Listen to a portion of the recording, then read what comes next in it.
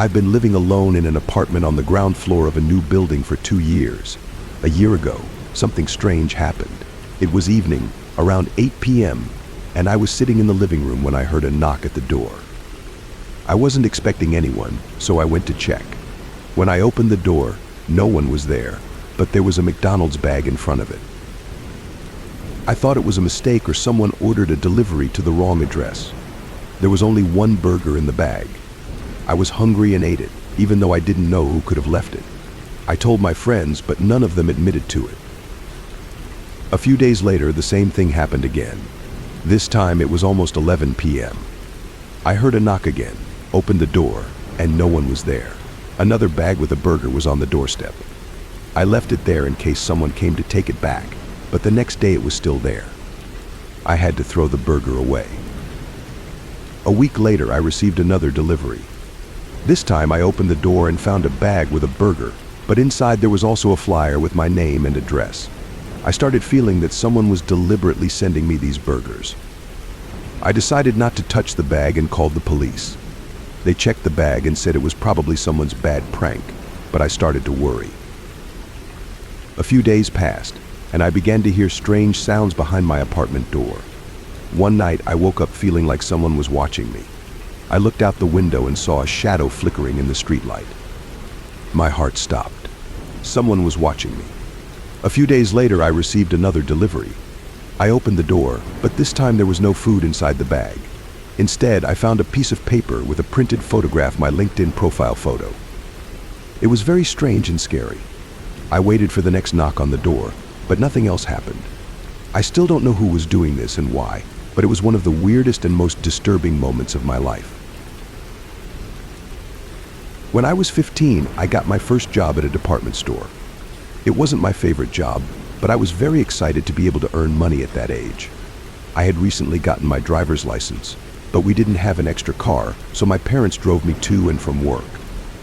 My job was only a 10-minute drive from home. One evening, after the store closed, I received a message from my mom saying she would pick up my younger brother first and come get me later. I decided to wait for her at the McDonald's across the road. Like many other McDonald's, this one was open late, and I was hungry. When I walked in, I noticed it was quiet inside. One employee behind the counter and one customer, a man with long hair and a beard, sitting in the corner reading a book. I ordered something small and sat in a different part of the restaurant, closer to the window where I could see the parking lot. I sent a message to my mom that I would be waiting there. A few minutes later, my mom replied that she would be there in 10 minutes. I noticed that the man in the corner was constantly looking at me. It was strange and made me nervous. I tried to ignore him, but he kept staring. I hoped my mom would arrive soon. Finally, I saw a car that looked like my mom's and felt relieved. But when I walked out of McDonald's and got closer, I realized it wasn't her car. It was a similar car, but a different model and year. I was disappointed, and then I noticed that the man had left McDonald's and was standing a few meters away from me. It seemed like he was looking directly at me. I started to get nervous and just walked towards the parking lot, not knowing where to go. I heard the man start to follow me. Suddenly, I saw my mom's car pulling into the parking lot. I ran to her, quickly got in the car, and locked the door. My mom asked who that man was, and I told her that he had been acting strange and following me. We drove away, and I felt a huge sense of relief. I still don't know what that man wanted from me, but it was a creepy and strange incident. Several years ago, I worked at McDonald's. One evening, I was working the cash register when a man came in, already looking angry. He said his order was messed up and demanded a new one, as well as a gift card for the inconvenience. He had no receipt or food, and he refused to say when he had made the order. I suspected he just wanted free food. The man started yelling when I asked him to leave. He said he would report me to corporate and left. A few hours later, when the restaurant was almost empty, the same man returned. He was even angrier. He came up to me and started cursing. Then he went behind the counter and started breaking and throwing things. My colleague called the police. When the police arrived, the man had already left, but we handed over the surveillance footage. The next day, I heard strange noises outside my window when I was home. I looked out and saw the same man standing by my window, staring directly at me. I felt a surge of fear and called the police, but by the time they arrived, he was gone. The next night, I woke up to the sound of breaking glass. I ran out of my bedroom and saw that the living room window was broken, and a rock with a note was on the floor. The note said, "I know where you live." I started seriously fearing for my life and decided to move to another neighborhood. I never found out who that man was or why he was so angry. But this incident made me more cautious and always keep my doors and windows locked. When I was 14, we lived in a house near a McDonald's. One late night, I decided to walk there because I was hungry. When I got to the restaurant, it was closed, but a man in a Ronald McDonald costume was standing at the door. He was staring at me, and it was very creepy.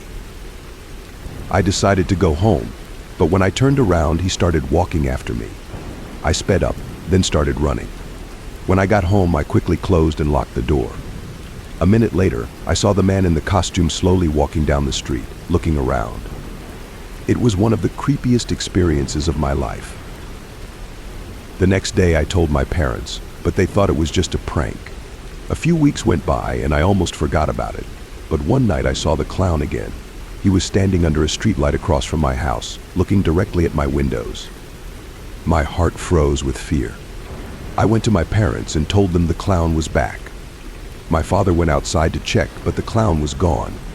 The next night I saw him again, but now he was standing closer to my house. He was staring right at my window and not moving. I screamed, and my father ran outside again, but the clown had disappeared. In the following weeks, I began to notice strange things, broken toys on the porch, strange noises at night, and even paint marks from the clown costume on my window. I was terrified and didn't know what to do. My parents finally decided to call the police, but when they came, they didn't find anything suspicious. I still don't know who that person was or why they were stalking me, but it left a deep mark on my memory. Sometimes I still wake up at night feeling like someone is watching me. Several years ago, I worked at McDonald's and lived alone in an apartment. I used to work the evening shift, which meant I often had to close the restaurant and leave late at night. The McDonald's I worked at was located in a quiet part of town, and after hours, the streets were usually deserted, which always made me a bit uneasy. One evening, after my shift, I noticed the same car following me home. It was a beat-up old sedan that had been idling in the parking lot when I left. At first, I thought it was just a coincidence, but when I parked at home, the car also stopped nearby. The driver didn't get out, and the headlights remained on, casting an eerie glow over the empty street. I didn't pay much attention to it, thinking it was just someone waiting for a friend or a taxi. But when I entered my apartment, I heard someone trying to open the door. I looked through the peephole and saw a man standing in front of my door.